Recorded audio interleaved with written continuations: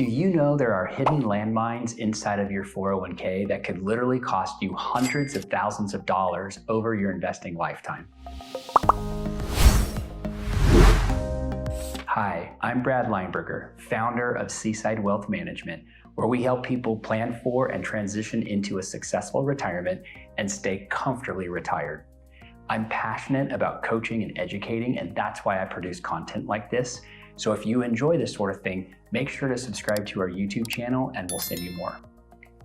A 401k is the way that the majority of workers are saving for their retirement. It's a great way to set aside money for the future and to build a nest egg so that one day you can stop working. However, there's three things that I see that are happening in 401ks that can be really detrimental to your overall success. Number one is I see pretty high internal expenses. I see a lot of hidden fees on the investment options themselves.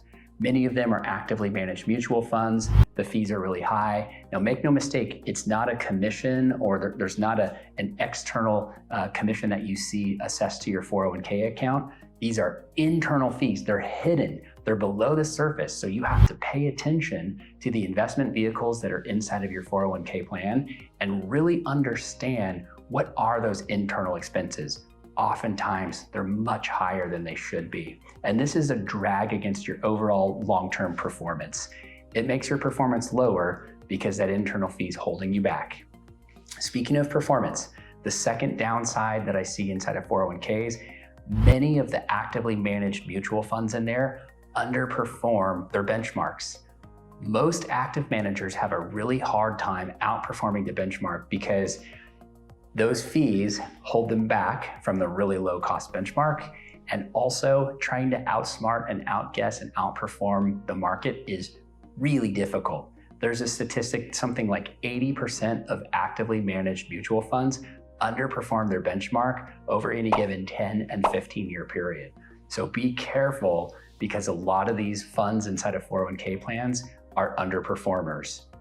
And the third downside to a 401k is that many times you're missing asset classes, really key components to building a globally diversified portfolio.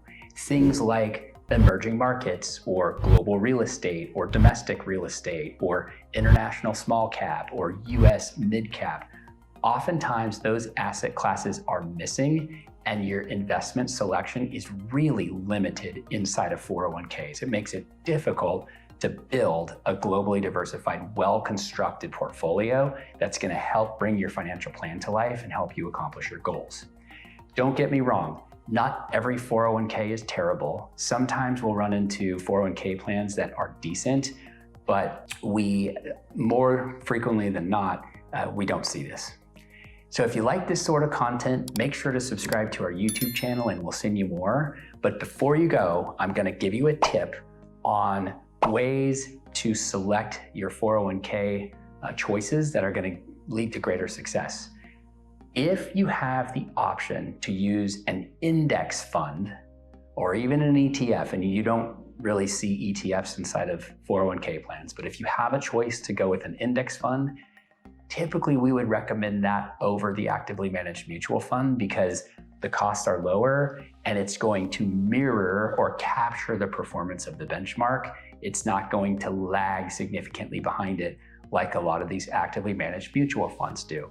So that's a great way to capture performance where the markets deliver it and use the index funds as the building block or the core of a well-diversified portfolio. But because you don't have access to ETFs inside of the 401k, that's a big reason why we'll typically recommend once you leave your employer that you roll over the 401k into a traditional IRA where you can have access to ETFs and get all the asset classes that you need to build a really well-constructed portfolio and accomplish your goals. Hope that was helpful.